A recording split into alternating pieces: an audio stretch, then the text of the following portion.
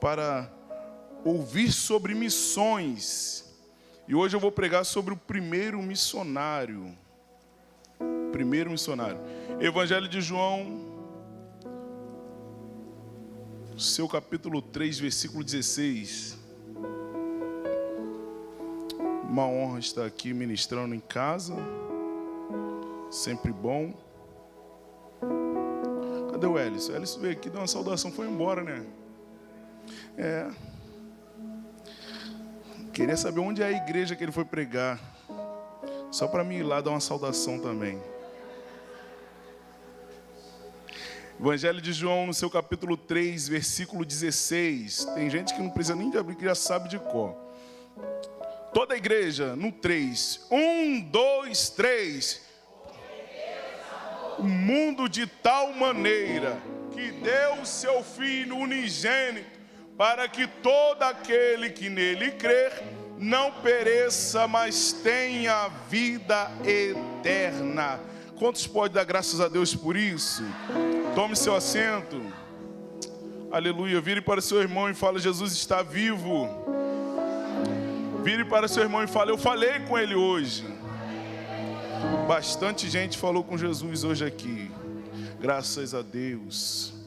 Amados irmãos, versículo muito conhecido no nosso meio. Sem sombra de dúvida, irei pregar sobre Jesus, ao qual eu falei aqui que foi o primeiro missionário na face da terra. Jesus é o primeiro missionário. Se você falar assim, pastor Eliel, mas Paulo foi um excelente missionário. Sim, Paulo foi um excelente missionário. Mas o maior dos missionários foi Jesus Cristo. Ah, mas pastor Eliel, Paulo viajou muito, sofreu muito, escreveu muito, mas ele escreveu a respeito de Jesus. Paulo falou de Jesus. E Jesus falou de quem? Jesus falou dele mesmo. Jesus falou dele mesmo, falou do Pai. Pastor Eliel, que filho é esse que Deus entregou? Que único filho é esse que Deus entregou para que viesse nesta terra morrer por mim, sofrer por mim? É o filho que Isaías falou lá no capítulo 9, versículo 6. Um menino nos nasceu e um filho se nos deu. Que filho é esse? É o filho que João falou: se pois o filho vos libertar, verdadeiramente sereis livres. Que filho é esse? É o filho que Deus falou lá no jardim, na queda. Se lembra? Quando ele fala para a serpente, aí ele fala a consequência, e ali ele já anuncia o plano da salvação, conhecido também como o plano perfeito.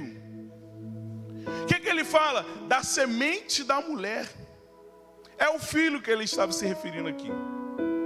Da semente da mulher nascerá um, que pisará na sua cabeça, que esmagará a cabeça da serpente, e ela lhe ferirá o calcanhar. E desde o princípio, o plano do diabo, ele ouvindo isso, a pista do que vai acontecer, a pista da consequência, a pista da maldição para mim, o diabo falando. Qual é a ideia? Vai nascer a semente da mulher. Então a ideia é matar a semente da mulher. Por quê? Porque ninguém vai conseguir esmagar minha cabeça.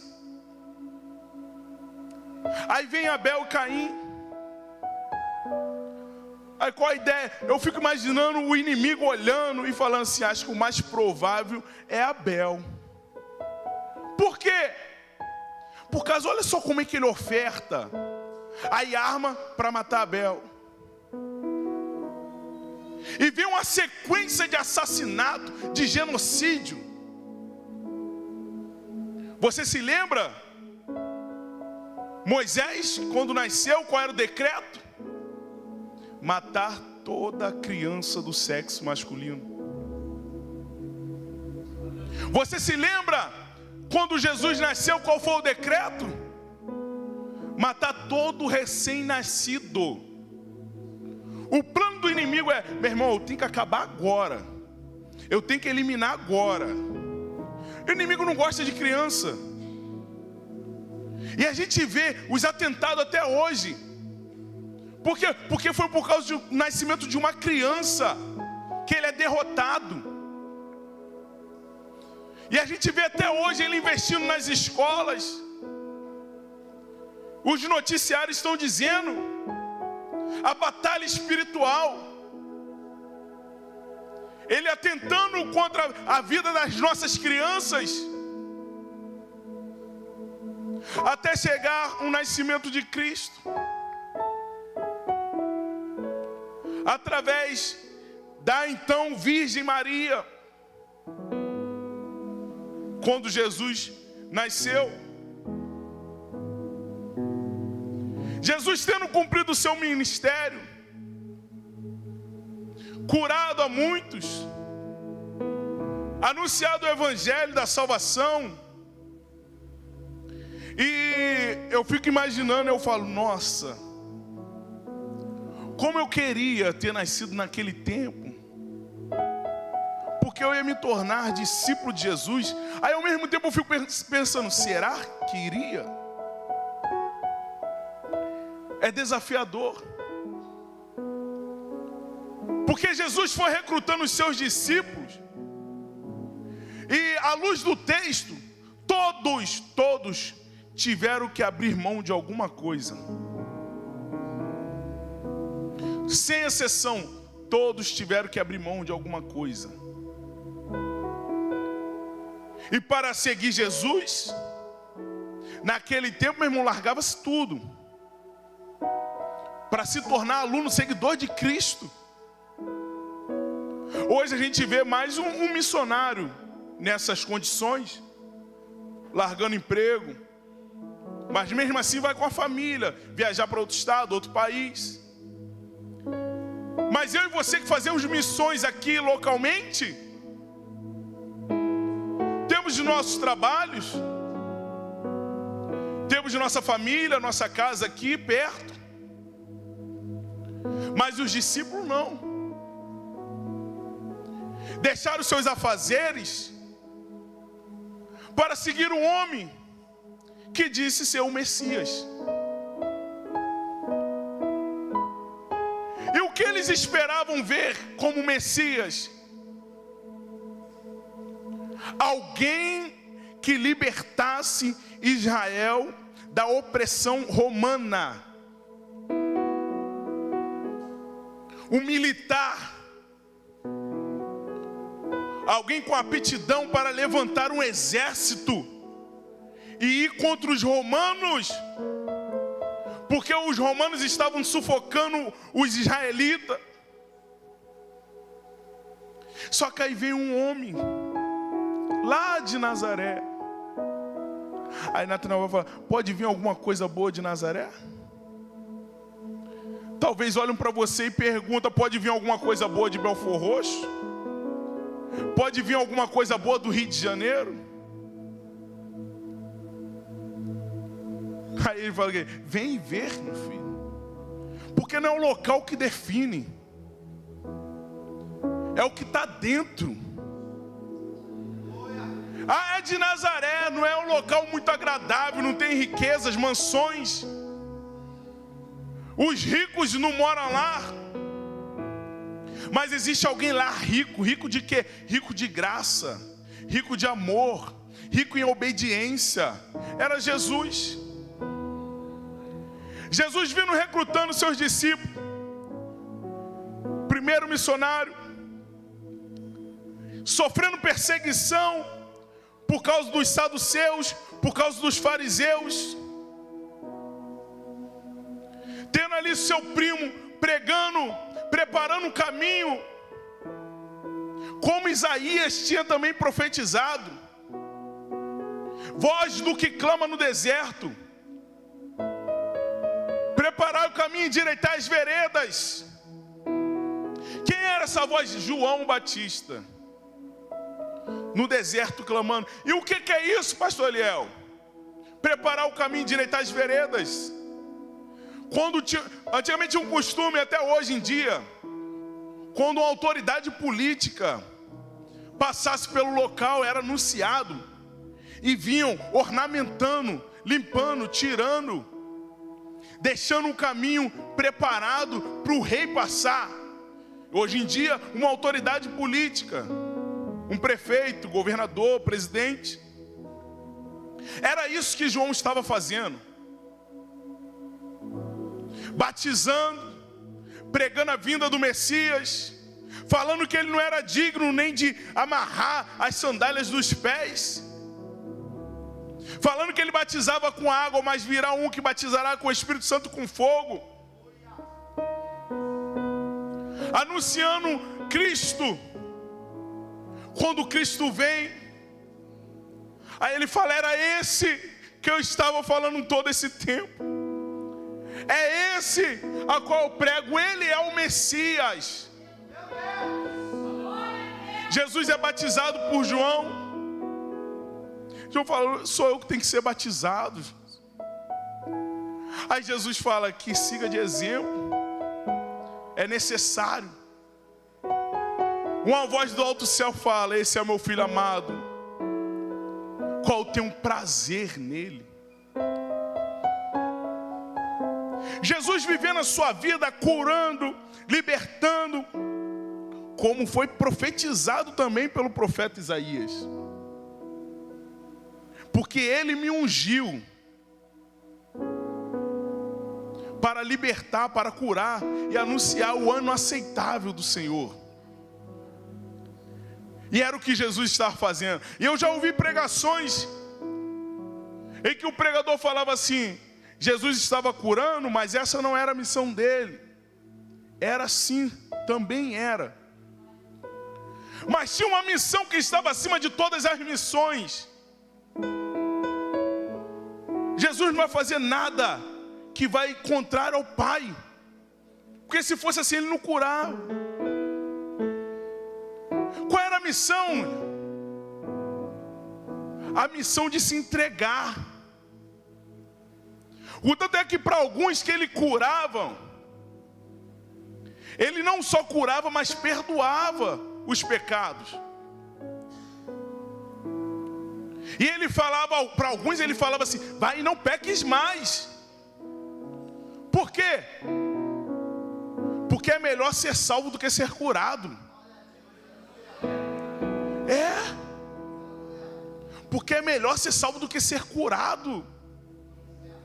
Eu prefiro ir para o céu enfermo, porque eu sei que também enfermo lá eu não fico,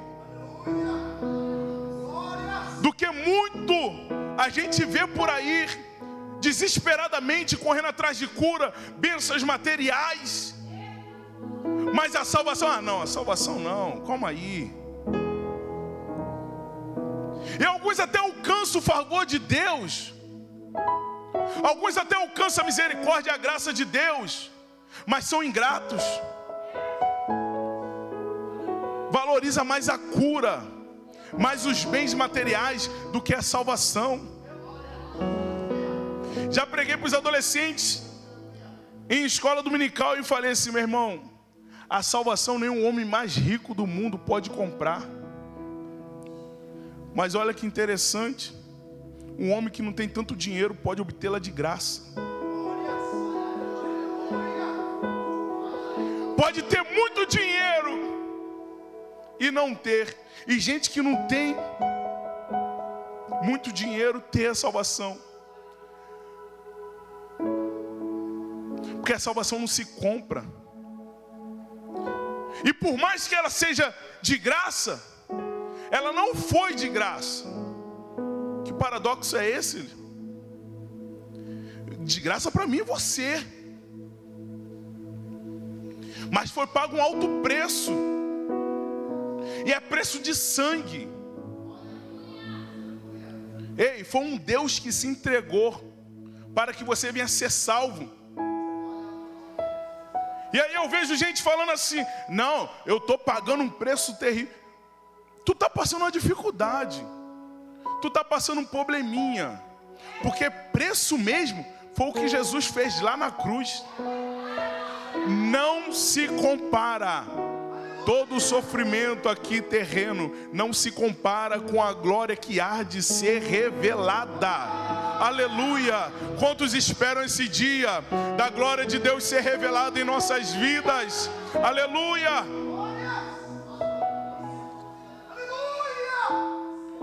Curando, libertando, pregando as boas novas, só que sabendo da sua principal missão. E Jesus, vendo se aproximando os dias da sua entrega, ele começa a anunciar e a pregar aos seus discípulos sobre a sua partida, sobre o templo que ele vai destruir e depois de 3 dias reconstruir. E todo mundo falou: eita, Jesus é bom mesmo. Como é que ele vai fazer isso? Não sei. Eles não estavam entendendo o que Jesus falava. Por isso que eu falei que um dos motivos de ser desafiador viver nesse tempo aqui. Irmãos, olha a consciência. Olha que desafio foi para esses discípulos largarem tudo para seguir a Cristo. Olha que desafio foi para eles entenderem a mensagem de Cristo. Sem internet, sem teólogos. E os mestres que tinham, que eram os fariseus, estavam contra Jesus. E hoje em dia, como é que está? Será que a gente não tem uma vantagem, não? Em pesquisar, em buscar, em ter os nossos mestres e doutores ensinando. Pastor Léo, o que eu tenho que fazer? Faça valer a pena. Faça valer a pena cada ensino. Que antigamente não tinha isso mastigado. Faça valer a pena cada escola dominical. Faça valer a pena isso daqui que você tem em mãos. Porque em muitos lugares nem isso aqui pode ter. Uma semana antes de Cristo ser crucificado, foi num domingo antes de Cristo ser crucificado, ele entra, é chamada entrada triunfal.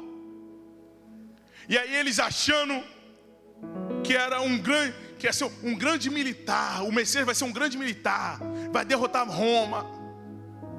Aí vem Jesus num jumentinho, humildemente. E a multidão, pastor Eliel, a multidão clamando: hosana nas alturas, jogando seus ramos, balançando os ramos. Ah, multidão que foi curada, multidão que aqui estava falando hosana nas alturas. E os fariseus falando assim: ei, olha o que ele está falando, Senhor, peça para que eles se calem. Aí Jesus fala assim: ó, se eles se calarem, até a pedra vai clamar. Aleluia. Meu Deus do céu. Meu irmão, não passe essa vergonha da pedra ter que clamar porque você está de boca fechada. Não passe essa humilhação. Jesus está falando para ele: meu filho, não tem como, é inevitável. É inevitável. Se eu pedir a multidão para ficar quieta, até a pedra vai vir. Meu filho, não tem como, é inevitável. A adoração a mim.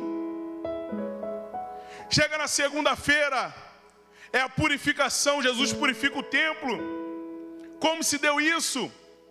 Quando ele entra no templo e sai derrubando tudo, as mercadorias.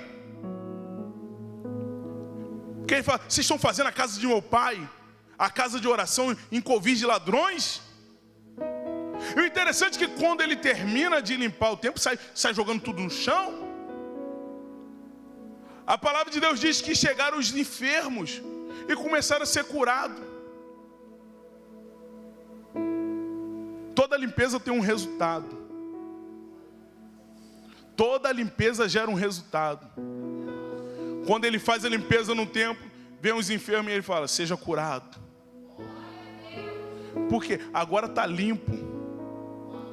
Aí vem a terça-feira. Isso aqui eu acho lindo demais, que é o sermão profético. aonde Jesus fala dos sinais do fim dos tempos e da última hora, que são desconhecidos. O sermão profético. Olha só, Jesus, eles estavam na semana para ser crucificado. Ele iria morrer, ele iria ressuscitar, mas antes disso ele já estava falando já da vinda dele. Jesus era um homem à frente do nosso tempo. Ele é à frente do nosso tempo. Vocês estão vivendo hoje, mas eu já sei o que vai acontecer muito depois. E aí ele, sabendo o que vai acontecer, ele prega um sermão de orientações. Ele fala, os discípulos, quando é que se dará o fim do tempo? E ele fala, filho, quando você ouvir rumores de guerras. Será que nós temos ouvido isso? Como assim? Quando é que se dará isso, Senhor? Nação contra nação? Será que nós não estamos vendo isso? Senhor, quais são os sinais, Senhor? Tremores, terremotos. Será que a gente não está vendo isso? Quando é que se dará isso? É pai contra filho, filho contra pai. Será que a gente não está vendo isso? Aí ele fala assim, vigiai e orai, para que estejam de pé diante do Filho do Homem.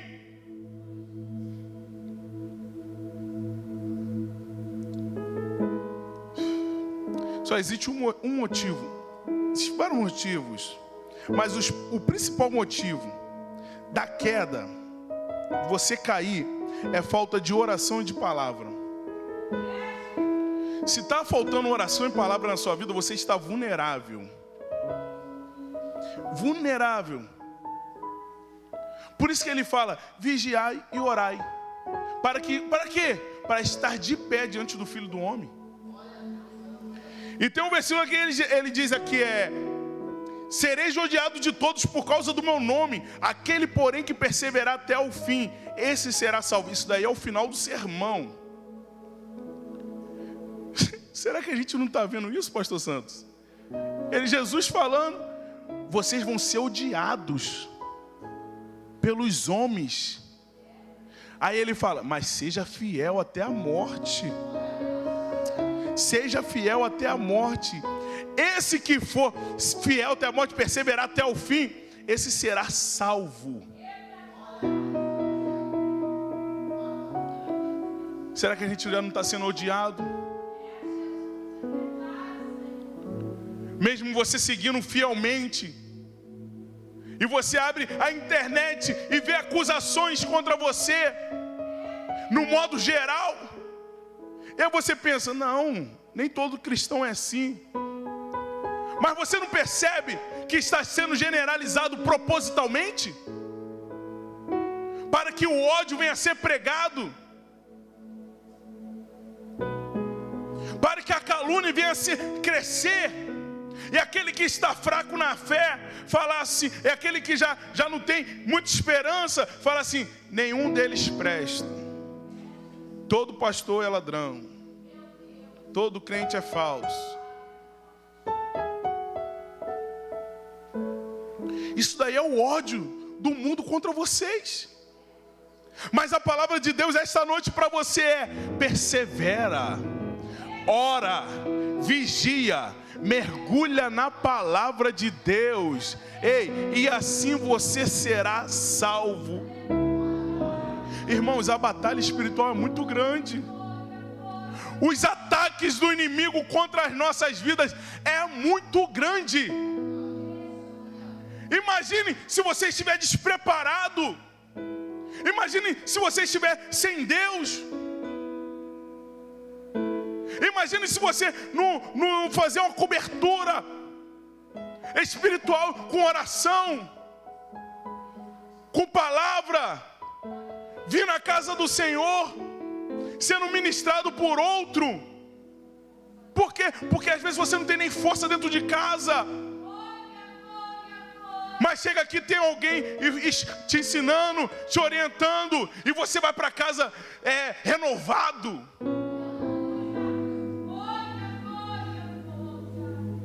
Na quarta-feira, Jesus foi ungido por uma mulher com unguento. Na quarta-feira, Judas conspira para matar Jesus. Na quinta-feira, Jesus celebra a Páscoa, antes da sua morte. Jesus lavou os pés dos discípulos, foi para os Montes das Oliveiras, aonde tinha um jardim no Getsêmani. E eu falei lá, no começo da pregação, que foi lá no Jardim do Éden, aonde houve a queda por causa de desobediência. Lá no Jardim do Éden, o homem pecou. Por quê? Porque desobedeceu a Deus. Mas no Jardim do Getsêmani, um homem falou: Senhor, se possível for, passa de mim esse cálice. Que cálice é esse? É o cálice da ira de Deus. Mas todavia seja feita a sua vontade. Não, mas a sua vontade. Aí ele volta até os discípulos estão dormindo. Porque passou-se um tempo Jesus orando. Ele falou: vocês não conseguem vigiar um pouquinho comigo? Aí Jesus volta e fala de novo: Senhor. Ele o que é isso aqui? Isso aqui é a natureza humana. Jesus é 100% homem. Aqui nessa terra, quando ele veio sofrer, ele 100% homem, 100% Deus. Aí agora, não, mas Jesus sofreu como Deus. Se ele sofresse como Deus, tu acha que ele ia pedir para passar dele esse cálice? Ele falou: não vou sofrer mesmo. Ele pediu porque ele sabia que ia doer. Ele sabia que ia ser ruim. Senhor, se possível for, passa de mim esse cálice, mas todavia seja feita a sua vontade. Enquanto no Jardim do Éden, por causa de uma fruta, que foi proibido uma fruta, não come daquela árvore ali, as frutas daquela árvore ali, não come não. A ordem era simples. Mas graças a Deus, que enviou o seu único filho, aleluia, para cumprir uma ordem muito difícil, aleluia. E por mais que a ordem seja muito difícil, ele conseguiu cumprir. Quando ele desce, na quinta-feira à noite, Judas vai até ele, com os soldados romanos e com os sacerdotes, e para identificar ele, dá um beijo nele. Ele fala: Judas, com um beijo trai o filho do homem. E Pedro, cheio de ousadia, cheio de vigor, saca a espada e corta a orelha do servo do sacerdote. Aí Jesus pega a orelha e coloca no lugar. Mas Pedro, calma, Pedro. Tem um dia que eu vou tirar para pregar sobre Pedro. Diácono Edson pregou sobre Pedro lá em Vale das Mangueiras. Vou pregar quando ele não estiver aqui.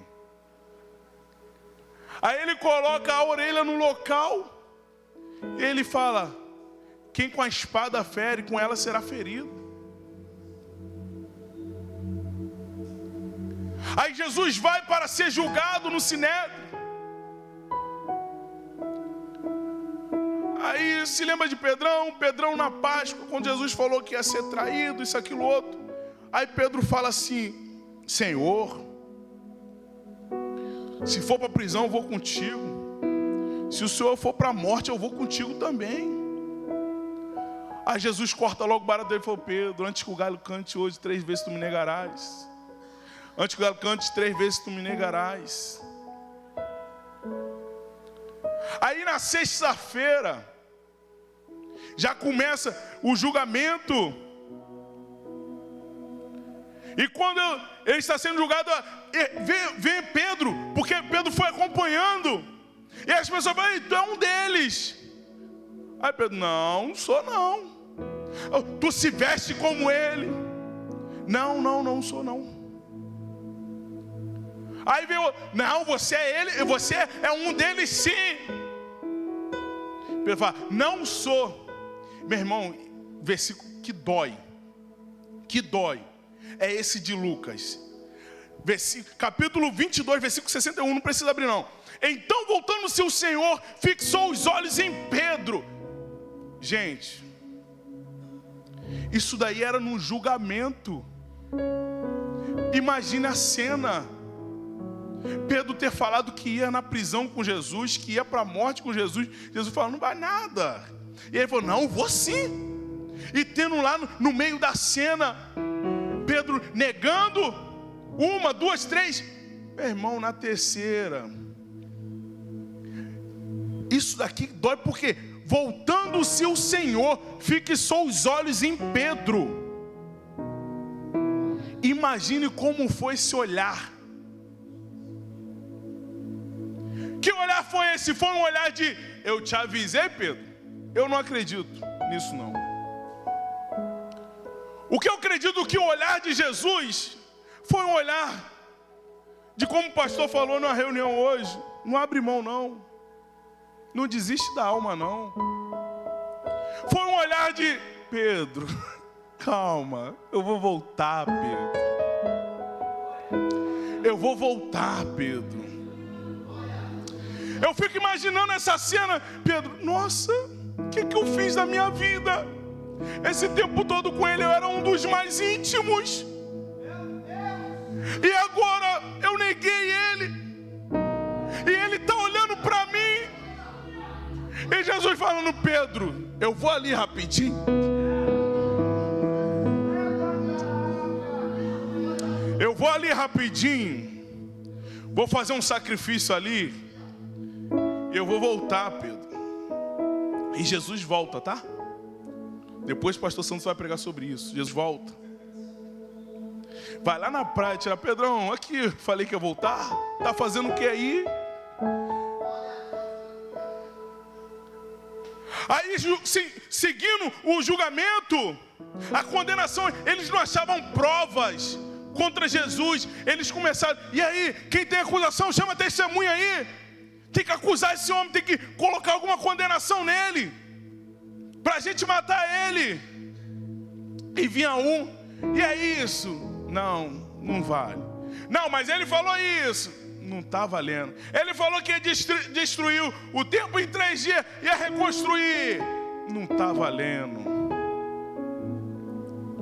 E vai dizer lá em Marcos, nem assim um testemunho deles era coerente. Aí eles falam assim, quem és tu? Perguntando a Jesus, mesmo fala, sou filho de Deus. Aí eles acharam, achei. É através dessa palavra, blasfêmia. Só que Jesus não estava mentindo. Era eles que não conseguiam ver isso. Jesus estava falando verdade, ele realmente era o Filho de Deus. Ele é o Filho de Deus. Aí eles pegam Jesus, levam a Pilatos. Pilatos, vendo aquele alvoroço, leva, não, quem vai julgar ele vai ser Herodes. Aí Herodes vai, questiona ele, pergunta a ele, faz um interrogatório, ele não fala nada. Jesus sofreu mudo, calado, como o profeta messiânico falou, Isaías, como cordeiro mudo. Aí volta para Pilatos. Pastor Eliel, por que ele sofreu mudo e calado? Para que hoje eu e você pudéssemos falar.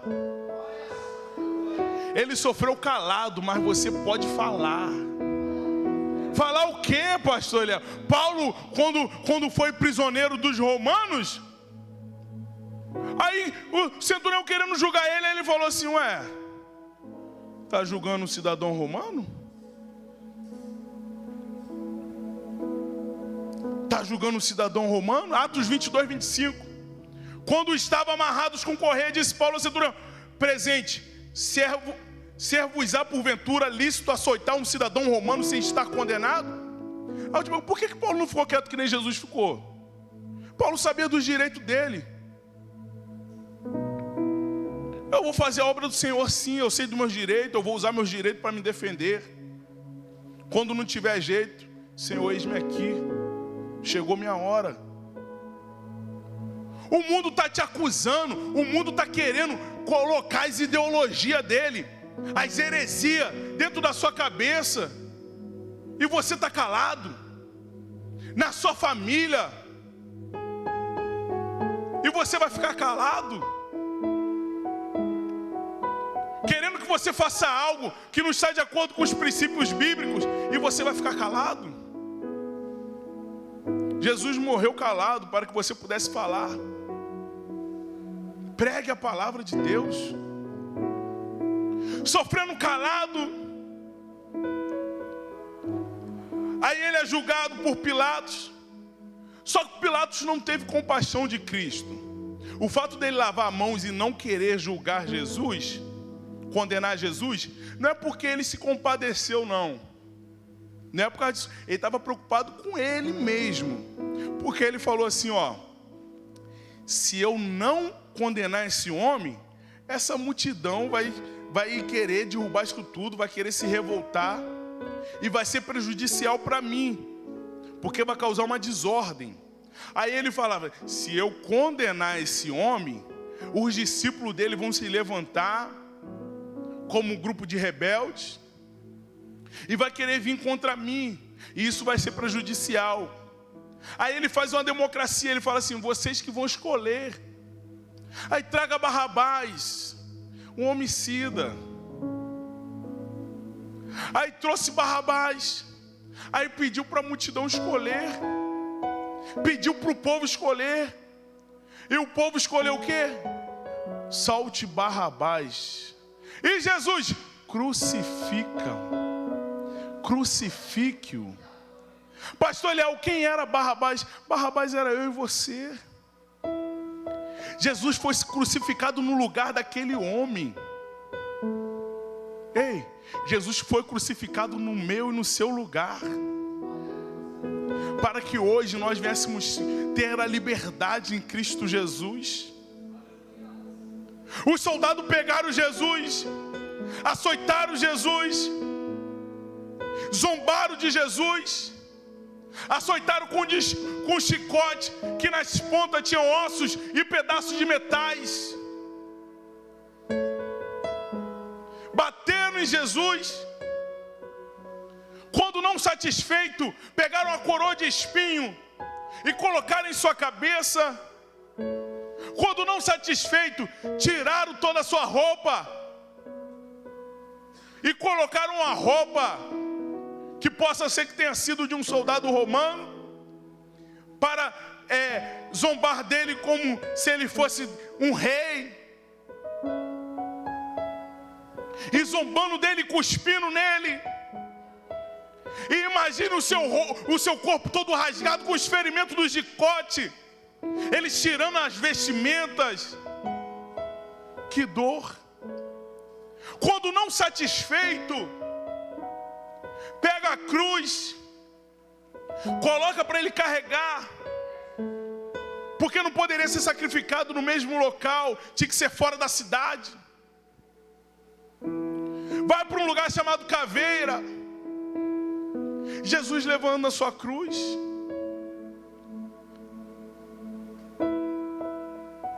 Para ser pendurado. Pegaram os pregos, martelaram os pregos na sua mão, no seu pulso, juntaram as suas pernas, um pouco acima do calcanhar, pregaram na cruz, suspenderam,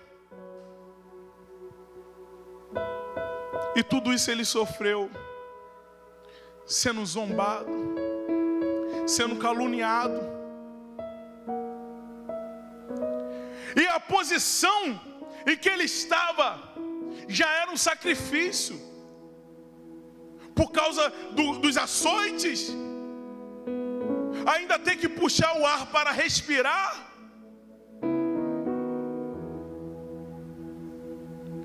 Jesus naquela cruz, ele fala 7 frases.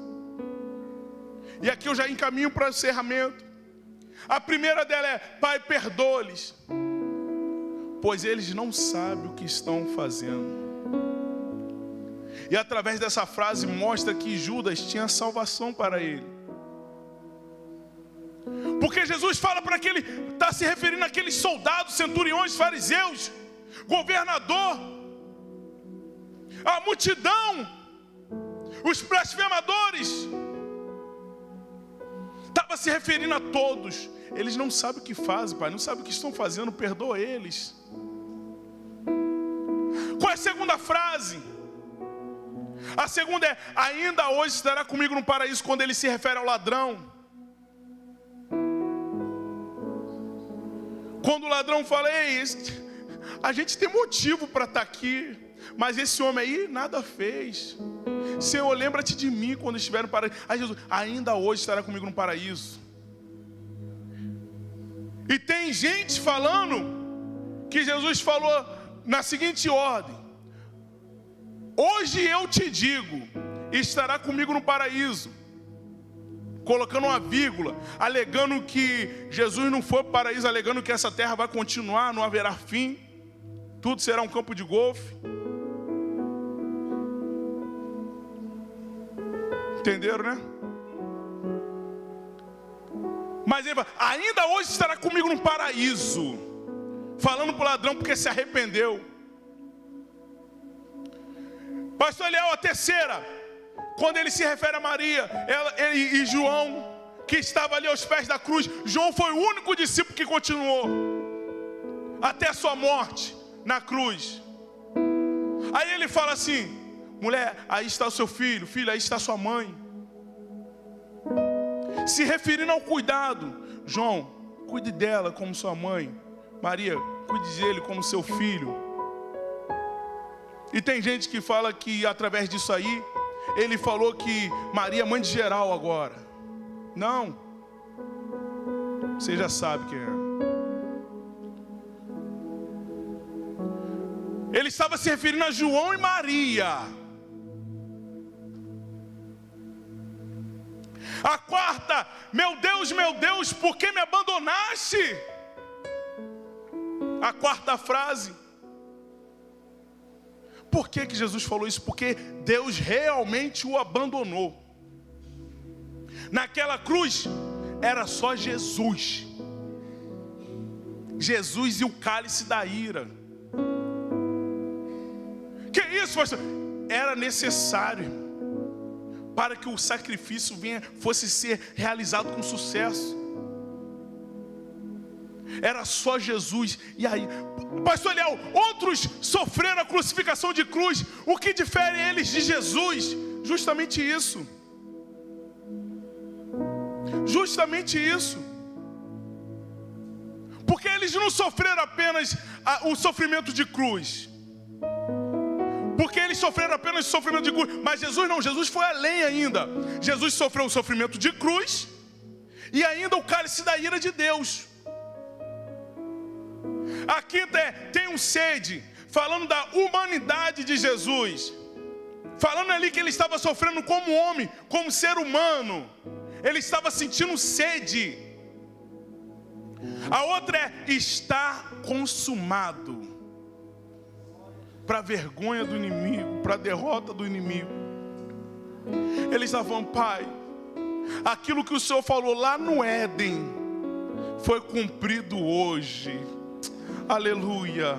O sacrifício está consumado. As profecias está feita, foi realizada. Aleluia. Quantos profetas, juízes apontaram para Cristo, apontaram para esse momento, e agora Jesus fala: está consumado, está feito, está realizado. A última frase, que é a sétima frase, é: Pai, em tuas mãos entrego o meu espírito. E assim ele morreu. Aí os soldados, porque veio trevas de meio-dia a 3 horas, sendo que a crucificação começou às 9 horas, mas ele foi entregar o seu espírito às 3 horas da tarde. vindo trevas. Os soldados, vamos matar eles logo. Como é que matava rápido? Na cruz, quebrando as pernas. Aí eles não iam conseguir puxar ar para respirar. Quebraram as pernas dos 2 ladrões. Quando chegaram até Jesus, não. Por quê? Esse daí já está morto. Mas mal sabia eles que para ser oferecido o sacrifício não podia quebrar os ossos do cordeiro. Até nisso se cumpriu exatamente como foi profetizado, como foi ordenado. Aí, para ter certeza, furaram a costela, entre a costela. Aí veio água com sangue. O véu do templo se rasgou de cima a baixo, falando: agora vocês têm comunhão direta comigo. Agora vocês querem falar comigo? Chama o sacerdote, chama o sumo sacerdote. Não, dobra o joelho. Não, quer falar comigo? Entra no quarto. Quer falar comigo? Está no ônibus? É só falar, meu filho. O contato agora é direto. Aí alguns vão dizer que Jesus, quando morreu, foi lá no inferno, pegou a chave. Na Bíblia não está escrito nada disso. Não está escrito nada. Jesus já tinha a chave do inferno. Mas no domingo, aleluia, mas no domingo, Maria chegou ao sepulcro. Meu Deus do céu. E ele não estava lá, porque está procurando entre os mortos aquele que está vivo. Aleluia, aleluia, aleluia, aleluia, aleluia. Jesus está entre os vivos. Jesus está aqui, irmãos. Ele ressuscitou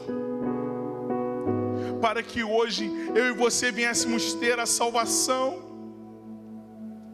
Cristo ressuscitou. E em Mateus está escrito, e é o último versículo que eu leio, capítulo 28, versículo 18 e 20. Jesus, aproximando-se, falou-lhes, dizendo: toda autoridade me foi dada no céu e na terra. Ide, portanto, fazei discípulos de todas as nações, batizando-os em nome do Pai, do Filho e do Espírito Santo, ensinando-os a guardar todas as coisas que vos tenho ordenado. Eis que estou convosco todos os dias, até a consumação do século. Cristo está contigo. Cristo está contigo.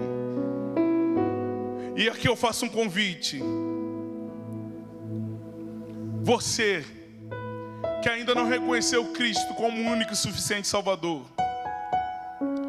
Pastor Eliel, esse sacrifício todo que o Senhor relatou, foi por causa de mim? Foi por causa de você. Foi por causa de você. Pastor Eliel, o que eu tenho que fazer? Faça valer a pena, meu filho. Faça valer a pena, minha filha. E como é que eu faço isso? Entrega a sua vida para Cristo aqui hoje. Ei, Cristo te chama. Ele te chama. Ele sofreu isso tudo para que hoje, 16 de abril, você venha aqui na frente e entregar sua vida para Ele, reconhecendo Ele como o único e suficiente Salvador. Tem alguém em nosso meio? Tem alguém que quer reconhecer a Cristo como o único e suficiente Salvador? Este é o momento, Cristo te chama. Ei, apressa-te em vir. Apressa-te em vir, porque o fim está próximo. Eu falei aqui sobre o sermão profético. Rumores de guerra, nação contra nação, pai contra filho, filho contra pai. Ei, tremores. É o fim do tempo, meu filho. Se não tem, que Cristo lhe conceda outra oportunidade. Devolva o microfone a quem é de direito.